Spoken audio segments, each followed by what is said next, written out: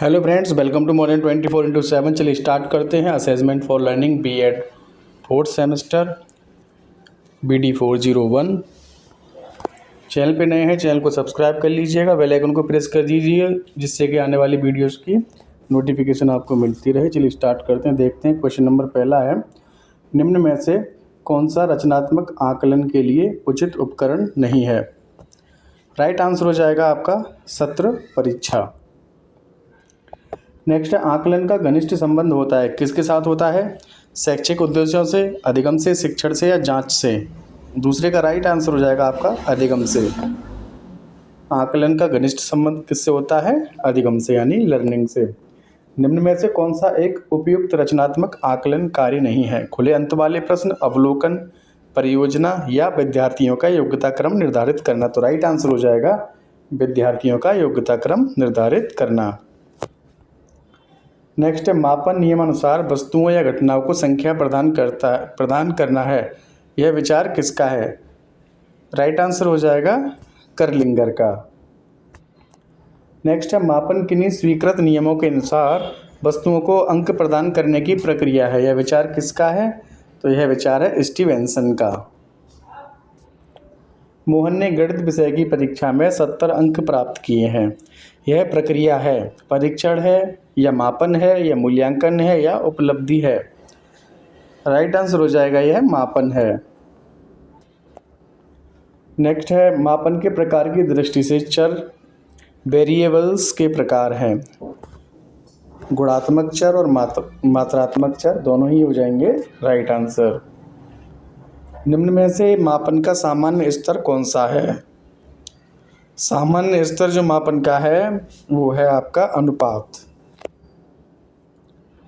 8 का right answer हो जाएगा ऑप्शन नंबर आ। यदि मापन के सारे यंत्र तथा साधन विश्व से समाप्त कर दिए जाएं तो आधुनिक सभ्यता बालू की तरह ढह जाएगी। यह कथन किसका है, रॉस का है, स्टीवेंसन का है, कैंपबेल का है या नन का है। तो राइट आंसर हो जाएगा ये कथन है रॉस का। मानसिक मापन शब्द का प्रयोग किसने किया, कैटल ने, नन ने, मिशेल ने या गाल्टन ने।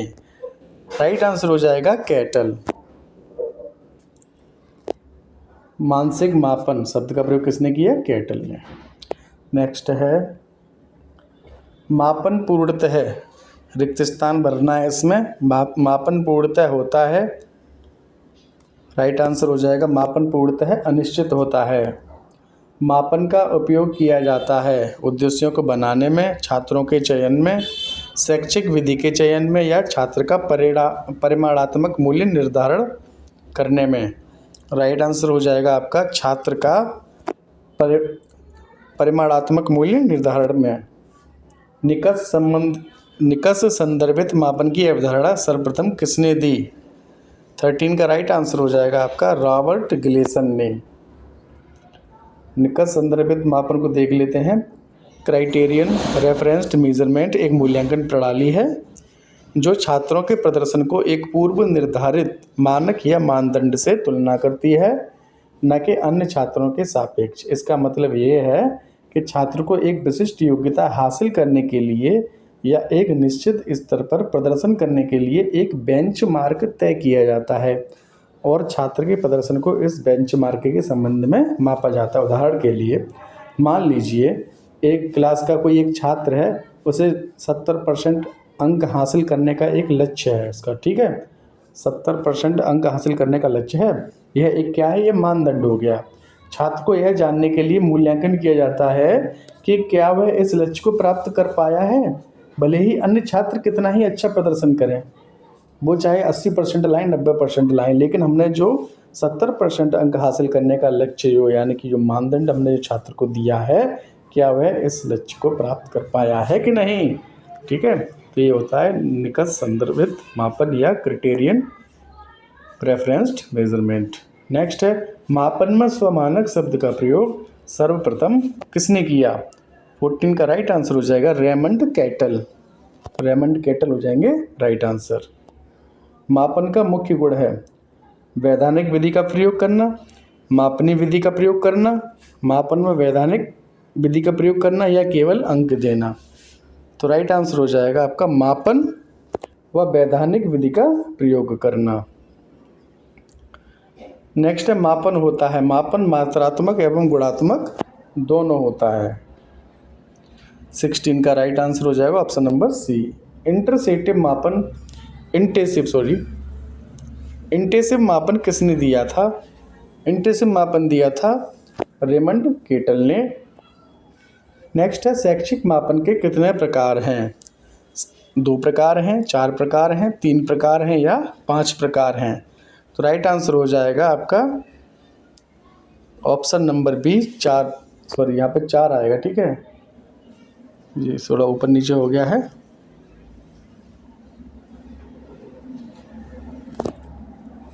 वस्तुओं के लिए संख्या देने के नियमों को मापन कहते हैं। कथन किसका है? 19 का राइट आंसर हो जाएगा ऑप्शन नंबर सी जेसी नन्नले। RHO का प्रयोग मापन के किस स्तर पर किया जाता है? 20 का राइट आंसर हो जाएगा ऑप्शन नंबर बी क्रमिक। संवेदना की निम्न सीमा का प्रत्यय सर्वप्रथम किसने दिया? 21 का राइट आंसर हो जाएगा आपका हर्बर्ट। 21 का राइट आंसर हो जाएगा हर्बर्ट। अंतराल मापनी के उदाहरण हैं वर्ष, महीने, सप्ताह, ये सभी अंतराल मापनी के उदाहरण हैं। सत्य शून्य बिंदु विद्यमान रहता है अनुपात स्तर में। किसमें रहता है? अनुपात स्तर में। मनोवैज्ञानिक मापन का निम्न स्तर है। मनोवैज्ञानिक मापन का जो निम्नतम स्तर है वह है आपका शाब्दिक मापनी। उच्चतम की बात करें तो अनुपात स्तर है। समान इकाई मापनी है। समान इकाई मापनी है अंतराल मापनी। नेक्स्ट है मूल्यांकन के कितने सोपान हैं? मूल्यांकन के 3 सोपान हैं। मूल्यांकन एक निरंतर चलने वाली प्रक्रिया है। यह कथन किसके द्वारा कहा गया है? तो यह कथन कहा गया है NCERT के द्वारा। NCERT की स्थापना कब हुई थी? तो 1961 में NCERT की स्थापना हुई थी। भारत में शिक्षा के क्षेत्र में मूल्यांकन का कार्य कब प्रारंभ हुआ था? 28 का राइट आंसर हो जाएगा ऑप्शन नंबर सी 1960 के बाद। शैक्षणिक मूल्यांकन की प्रक्रिया चतुर्मुखी है। कथन किसका है? 29 का राइट आंसर हो जाएगा डॉक्टर पटेल। नेक्स्ट है छात्रों द्वारा शिक्षकों का मूल्यांकन किस सन में शुरू हुआ? यानी कि छात्र भी शिक्षकों का मूल्यांकन करेंगे, यह किस सन में शुरू हुआ था? तो ये हुआ था आपका 1920। छात्रों द्वारा शिक्षकों के मूल्यांकन की सिफारिश की गई, किसके द्वारा की गई थी? तो ये की गई थी मेहरोत्रा समिति के द्वारा। निरीक्षण आंक द्वारा विचार पूर्वक किया गया अध्ययन है। यह कथन किसका है? तो यह कथन है CB गुड का।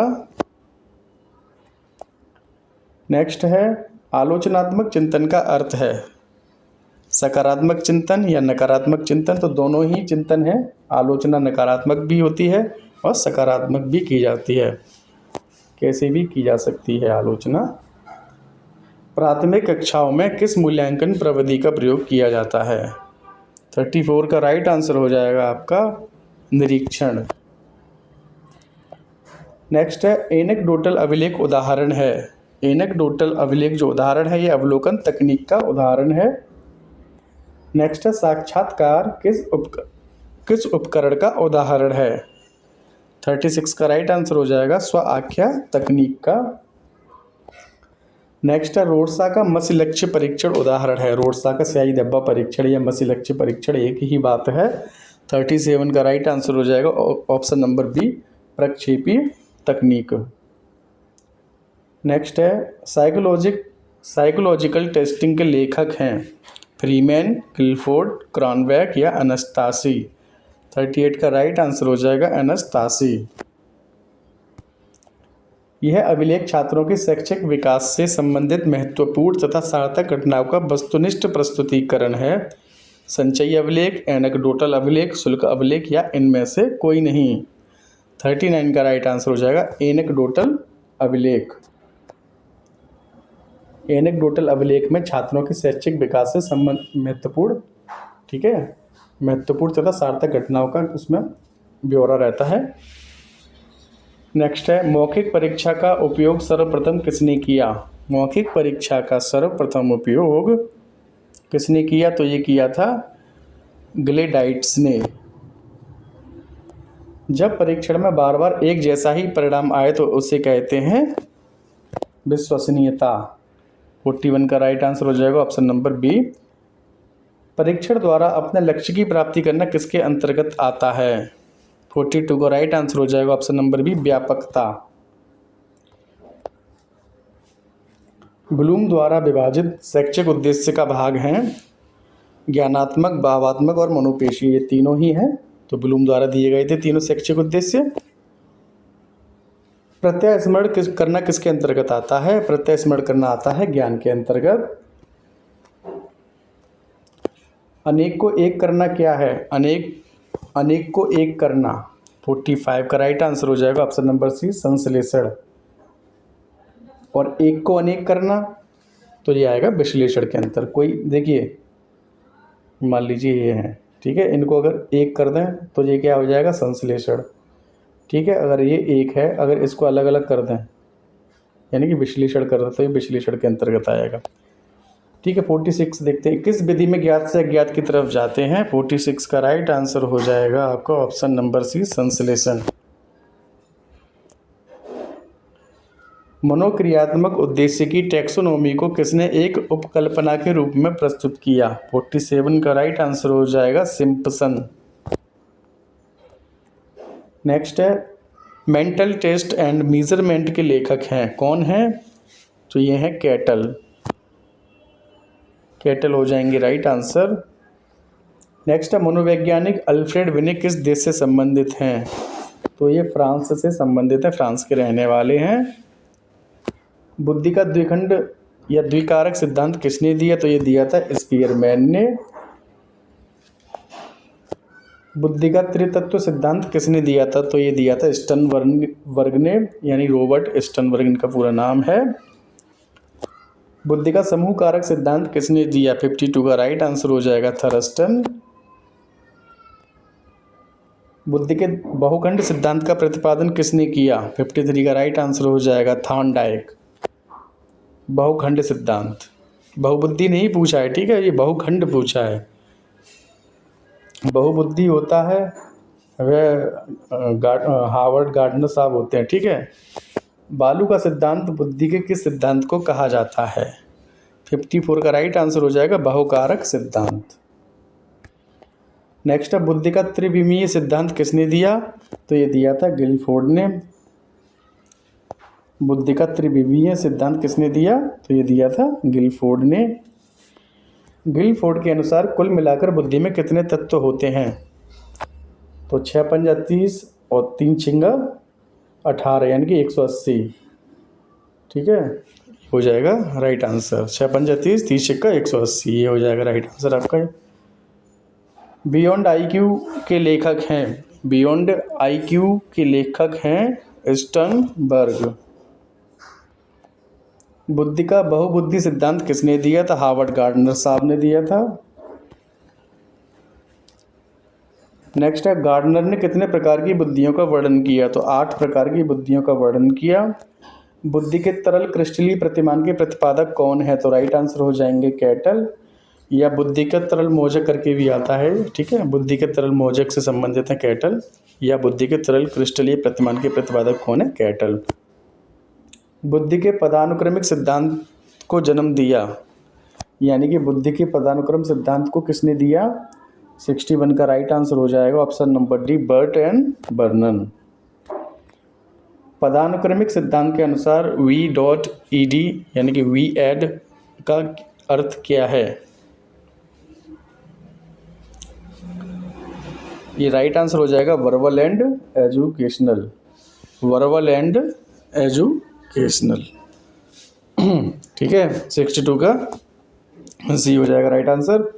हमारे मन का चेतन भाग होता है 1/10, 1/10 भाग हमारे मन का चेतन भाग होता है। 63 का राइट आंसर हो जाएगा ऑप्शन नंबर ए। रोर्सा बुद्धि परीक्षण किस सन में निर्मित हुआ था? 64 का राइट आंसर हो जाएगा ऑप्शन नंबर ए, सन 1921। रोडसा स्याही धब्बा परीक्षण का प्रयोग किया गया बालकों पर, पशुओं पर, प्राणों पर या मानसिक रोगियों पर। तो मानसिक रोगियों पर किया गया था रोडसा स्याही धब्बा परीक्षण का प्रयोग। रोडसा स्याही धब्बा परीक्षण या रोडसा इंक टेस्ट या रोडसा मसी परीक्षण में कुल कितने कार्ड होते हैं? 66 का राइट आंसर हो जाएगा ऑप्शन नंबर बी, 10 कार्ड होते हैं। ठीक है, इसके बारे में थोड़ा देख लेते हैं। रोडसा मसी लक्ष्य परीक्षण या रोडसा इंक प्लॉट टेस्ट में कागज पर स्याही की बूंदें गिराकर कागज को मोड़कर इस पर बने धब्बे के आधार पर प्रश्न पूछना होता है। 5 कार्डों पर काले सफ़ेद में, 2 कार्डों पर काले सफ़ेद व लाल रंग में तथा 3 कार्डों पर कई रंगों में मसी लक्ष्य बने होते हैं। ठीक है, तो ये रहा रोडसा ये मानसिक रोगियों के ऊपर किया जाता है test. TAT TAT thematic apperception test इसका फुल फॉर्म है। ठीक है, TAT का फुल फॉर्म क्या है? Thematic apperception. ठीक है, थैमेटिक एपरसेप्शन टेस्ट है, टेट का फुल फॉर्म ये आता है। ठीक है, तो टेट परीक्षण विधि की रचना CD मॉर्गन एवं H मुरेने के सन में की थी। तो ये क्वेश्चन इसमें 2-3 क्वेश्चन बन गए। ठीक है, एक तो ये हो गया टेट का फुल फॉर्म, इसमें थैमेटिक एपरसेप्शन टेस्ट, और इस परीक्षण की विधि की रचना किसने की थी? तो CD मॉर्गन और HA मुरेने। ठीक है, तीसरा ये हो गया किस सन में की थी? ठीक है, तीसरा क्या हो गया? किस सन में की थी? तो 67 का राइट आंसर हो जाएगा आपका सन 1935 में, 1935। थैमेटिक एपरसेप्शन परीक्षण में चित्र होते हैं। कुल 30 चित्र हैं, जिनमें 10 पुरुष के, 10 स्त्री एवं 10 दोनों के होते हैं। TAT से व्यक्ति का कौन सा गुण मापा जाता है? तो व्यक्तित्व मापा जाता है। ठीक है, 69 का राइट आंसर हो जाएगा व्यक्तित्व। CAT इसकी फुल फॉर्म भी आती है, तो इसका फुल फॉर्म होता है चिल्ड्रन एपरसेप्शन टेस्ट। किसके लिए है ये है 3 साल से लेके 10 वर्ष के बच्चों के लिए। 70 का राइट आंसर हो जाएगा ऑप्शन नंबर बी, 3 से 10 वर्ष के बच्चों के लिए। शैक्षिक लब्धि का सूत्र है, शैक्षिक लब्धि का सूत्र है ऑप्शन नंबर ए हो जाएगा राइट आंसर, EQ बराबर EA बट्टा CA गुणा 100। EQ बराबर EA बट्टा CA गुणा 100। ठीक है, ये हो जाएगा राइट आंसर। EQ है इसका शैक्षिक लब्धि, EA बराबर शैक्षिक आयु और CA का मतलब है वास्तविक आयु।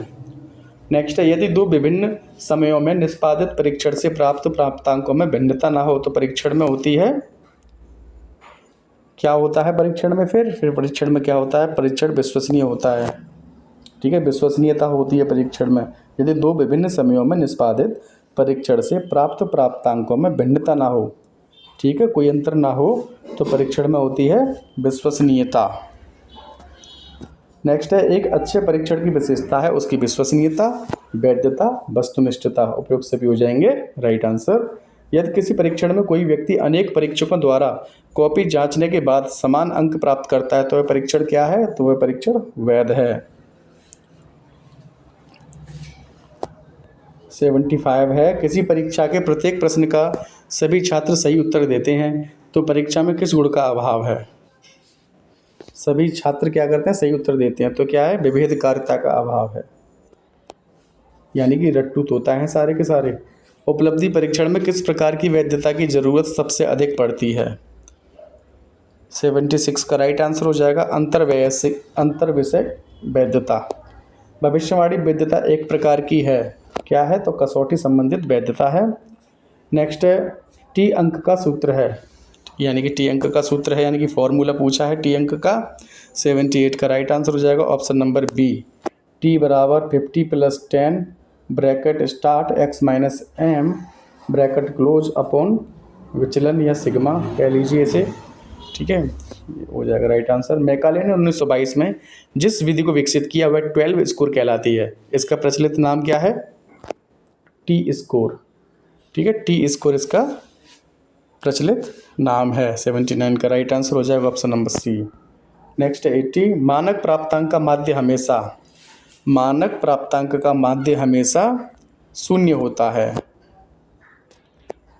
नेक्स्ट है, किसने कहा है यदि विश्वविद्यालय शिक्षा में हमें किसी एक सुधार को प्रस्तावित करना है तो वह परीक्षा में ही संभव होगा? 81 का राइट आंसर हो जाएगा शिक्षा आयोग। नेक्स्ट है, किसके द्वारा प्रस्तावित किया गया कि प्रत्येक छात्र का प्रारंभिक कक्षा से ही संकलित गणना कार्ड होना अत्यंत आवश्यक है? किसके द्वारा प्रस्तावित किया गया कि प्रत्येक छात्र का प्रारंभिक कक्षा से ही संकलित गणना कार्ड होना अत्यंत आवश्यक है? तो विश्वविद्यालय अनुदान आयोग के द्वारा शिक्षार्थियों के सतत एवं समग्र मूल्यांकन यानी कि CCE पर प्रभावी जोर दिया गया राष्ट्रीय शिक्षा नीति 1986 में। ठीक है, CCE की फुल फॉर्म भी पूछ लेते हैं, हिंदी में बोलते हैं इसको सतत एवं समग्र मूल्यांकन, और इंग्लिश में बोलेंगे कंटिन्यूअस कॉम्प्रहेंसिव एवेल्युएशन। ठीक है, नेक्स्ट है, सतत एवं समग्र मूल्यांकन में E1 ग्रेड है 20 से 32%, 20 से 32%। ऑप्शन नंबर सी हो जाएगा राइट आंसर 84 का। 85 है, CCE प्रणाली में A ग्रेड कितने प्रतिशत अंक प्राप्त करने वाले छात्रों को प्रदान की जाएगी? 85 का राइट आंसर हो जाएगा 81 to 90। सतत एवं समग्र मूल्यांकन में किस कक्षा के बालकों के स्व मूल्यांकन को रिपोर्ट कार्ड में शामिल किया जाना चाहिए? 86 का राइट आंसर हो जाएगा कक्षा 5 से। नेक्स्ट है, ABL क्या है? तो एक्टिविटी बेस्ड लर्निंग हो जाएगा राइट आंसर। सांख्यिकी के जन्मदाता हैं, सांख्यिकी के जन्मदाता हैं गाटफ्रायड। सांख्यिकी शब्द की उत्पत्ति हुई है लैटिन शब्द स्टेटस से, इटालियन भाषा के स्टेटिस्टा से। तो आ और बा दोनों हो जाएंगे right answer. Statistics is a science of estimates and probabilities, यह कथन किसका है? 90 का राइट आंसर हो जाएगा ऑप्शन नंबर बी, बोर्डिंगटन का कथन है ये। मध्यमान का सूत्र क्या है? तो मध्यमान का सूत्र ऑप्शन नंबर बी हो जाएगा राइट आंसर। m बराबर सिग्मा fx अपॉन n। 10, 12, 14, 16, 20, 18 संख्याओं का मध्यमान क्या होगा? तो ये मध्यमान होगा 15। जैसे कि 10 + 12, ये मध्यमान क्या होता है? औसत होता है। ठीक है, 16 + 20 + 18, इसको जोड़ लीजिएगा, ये 90 होगा। ठीक है, 90 कितनी संख्याएं? 1, 2, 3, 4, 5, 6, 6 से काट दीजिए, 15 × 90। ठीक है, 15 हो जाएगा राइट आंसर। मध्यमान किसे कहते हैं? मध्यमान होता है प्राप्तांकों का औसत। नेक्स्ट है, यदि मध्यांक का मान ज्ञात करने में पदों की संख्या विषम हो तो कौन सा पद माध्यिका होगी? राइट आंसर हो जाएगा n+1/2। नेक्स्ट है, गूढ़न आघूर्ण सहसंबंध के प्रतिपादक हैं प्रोफेसर कार्ल पियर्सन। 95 का राइट आंसर हो जाएगा ऑप्शन नंबर ए। जब दोनों चरों में परिवर्तन का अनुपात एक समान होता है तो उसे कहते हैं सरल रेखीय सहसंबंध। फलांक की त्रुटि है प्रत्युत्तर की त्रुटियां, फलांक की त्रुटि है प्रत्युत्तर की त्रुटियां। नेक्स्ट है, वह रेखाचित्र जिसमें संचयी आवृत्तियों को प्रदर्शित किया जाता है वह कहलाता है संचयी आवृत्ति वक्र। सांख्यिकी की प्रकृति है, सांख्यिकी कला एवं विज्ञान दोनों है। ऐसे ये कुछ नहीं है, गड़बड़ है थोड़ा। ठीक है, ये ऐसा कुछ नहीं है, थोड़ा मिसप्रिंट हो गया, तो विज्ञान एवं कला हो जाएगा। सांख्यिकी की प्रकृति क्या है? विज्ञान एवं कला दोनों। सांख्यिकी का कार्य है तथ्यों को संख्याओं प्रकट करना, तथ्यों की तुलना करना और जटिल तथ्यों को सरल बनाना। उपयुक्त सभी हो जाएंगे राइट आंसर। आई होप आप लोगों को वीडियो पसंद आई होगी, तो वीडियो को लाइक कर दीजिएगा, चैनल को सब्सक्राइब कर लीजिएगा, अपने फ्रेंड्स में इस वीडियो को शेयर कर दीजिएगा जिससे आने वाली, और बेल आइकन को भी प्रेस कर दीजिएगा जिससे आने वाली वीडियोज़ की नोटिफिकेशन मिलती रहे समय पे। थैंक्स फॉर वॉचिंग, मिलते हैं नेक्स्ट वीडियो में। आपका नेक्स्ट है आपका नेक्स्ट कौन सा? ये हो गया असेसमेंट फॉर लर्निंग BD 401। अब आपका होगा BD 402 इंक्लूसिव एंड स्कूल, समावेशी शिक्षा। ठीक है, उसके बाद आपका क्या है? सेल्फ वाला, अंडरस्टैंडिंग द सेल्फ करके कुछ है। ठीक है, तो आपका सारे प्रैक्टिस सेट मिलेंगे, चैनल से जुड़े रहें। सब्सक्राइब नहीं किया, सब्सक्राइब जरूर कर लें। थैंक्स फॉर वॉचिंग, मिलते हैं नेक्स्ट वीडियो में। Good night.